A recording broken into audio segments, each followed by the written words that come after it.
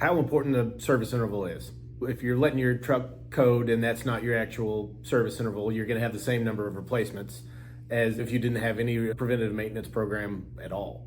So if a fleet wanted to replicate this service interval model, they would need to implement a preventative maintenance program where they weren't reacting to when the truck coded or was down. They would be proactively scheduling these to know that this truck that was in this service interval in 2000 is going to be in the service interval again in 2025. Okay, so if I were to talk to a service manager about their emission system headaches, I would say the first thing that you have to do is implement the preventative maintenance schedule.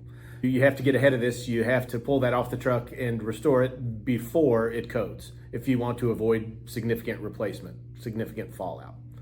From there, you have to figure out what the appropriate service interval is, whether it's hours or miles, or whatever your measuring tool is.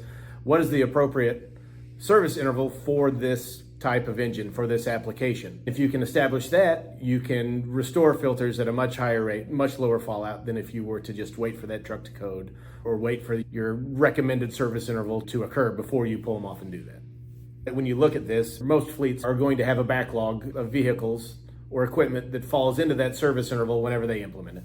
So you're going to have a certain number of vehicles that are already past that service interval point. And if you're doing this preventively and planning this, you know that the remainder of your fleet, if you have a 4 or 5 year cycle, is going to fall into that cycle in the next couple of years. And all of that is just a result of implementing that preventative maintenance program. Beyond that, when you get into that second interval, that second service interval, you're going to see more restoration than fallout if you're using Ceramex. If Ceramex got the initial clean, if Ceramex got the initial replacement, and we follow that service interval, instead of replacing those filters, you're going to be restoring those filters again, and there's going to be significant savings there in that second and third service interval. If you look at this graph, you can see in 2026 what our expectations are from this customer, because we have the history of this customer and the strict adherence to this preventative maintenance schedule. I mean, they can predict 5-10 years in the future what their emission system costs are going to be. Earlier this year, the American Trucking Association came out and said was the most significant, risk facing fleets in their emission system. I think the most powerful thing about this study, and particularly about this graph, is for anybody who's ever been in charge of a cost center. How valuable is it to be able to look forward 5-10 years and know within a relatively small percentage, what your expense is going to be? Particularly in the emission system, which early in the year, the American Trucking Association said is the number one issue facing fleets when it comes to maintenance. I think they see when fleets implement a preventative maintenance program with Ceramex, they see impact immediately because they're not being reactive anymore. They're proactively pulling these filters and they're cleaning them prior to downtime, prior to coding. And so that's going to save money in the average cost. The average cost per day for downtime in a fleet is estimated to be $1,000 a day. So if you can avoid that simply by implementing a preventative maintenance program, that's great.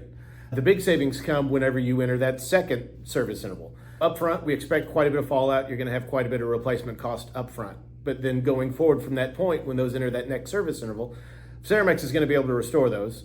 And we're more than likely going to be able to restore those again in that third service interval. So the savings really start at the beginning with preventative maintenance, and they start to compound as those service intervals go by, where typically you were replacing filters, you'll be restoring them at a fraction of the cost.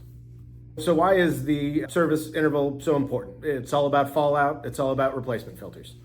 If you're pulling them infrequently or reactively, you're going to have a lot of fallout. You're going to have a lot of replacement, filters. So why is the service interval so important? It's all about fallout. It's all about filter replacement. Filter replacement is expensive. Downtime is expensive. If you can dial in that service interval and pull those in the correct timeframes, you can avoid those costly replacements. You can avoid that downtime. Our experience over the last 15 years has enabled us to uniquely help fleets identify their service intervals.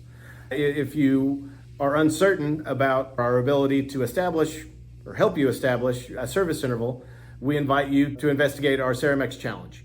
We'll clean a filter for free to prove to you that we do have industry-leading restoration.